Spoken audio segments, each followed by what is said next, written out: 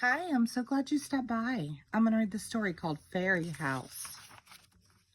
It was spring, my favorite season. I love how the sky looks like cotton candy at sunset. Every spring, our garden comes alive with blossoms of every color. I know why our garden is so beautiful. It's because of the fairies. Fairies come to our yard and sprinkle fairy dust to make the plants grow. I have never seen them, but I know they are real. I can see sparkles outside my window. This spring, I had a plan. I would see the fairies. Pinkalicious, what are you doing? Asked Peter as I collected twigs and leaves. I'm making a house for the fairies to live in. Then they can live in our garden, and we will be able to see them, I said.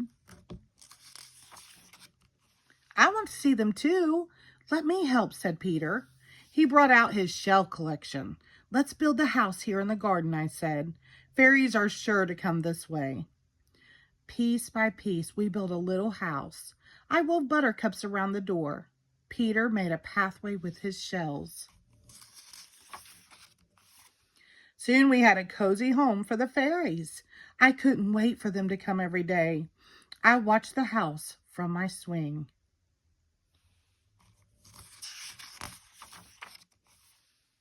I made a pond, a boat, and even a slide for the fairies to find. But the fairies did not come. When Peter saw how sad I looked, he said, "Cheer up. The pink flower buds are blooming." But I wanted to see the fairies. Suddenly, I had an idea. Maybe the fairies only come out at night, I said.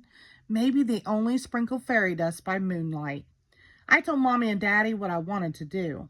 They let Peter and me camp out and keep watch for the fairies.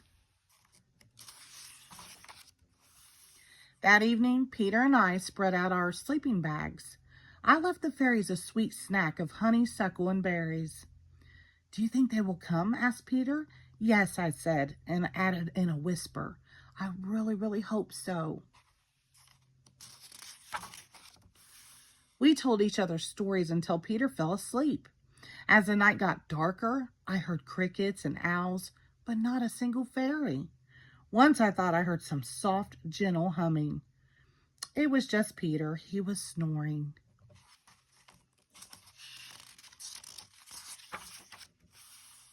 I did everything I could to stay awake. I looked up at the moon. I counted the stars. I didn't want to miss the fairies. But as I counted the stars, my eyelids got heavy. I couldn't help it. I drifted off to sleep.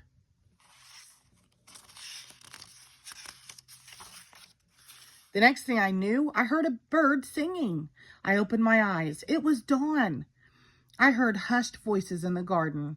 Mommy and Daddy were looking at something together. "How beautiful," they said.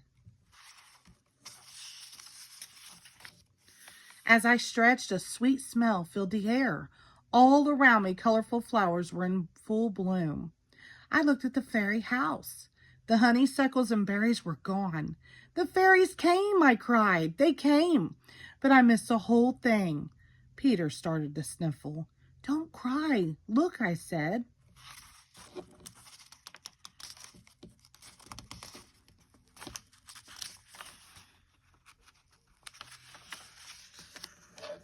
Up in the air, I could see glimmers of light shooting across the early morning sky.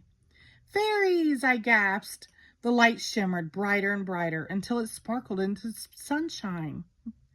"I knew you were real," I said. My family and I watched the sun come up. "Thank you, fairies," I whispered. Wherever they were, I knew they could hear me. The end. Thank you.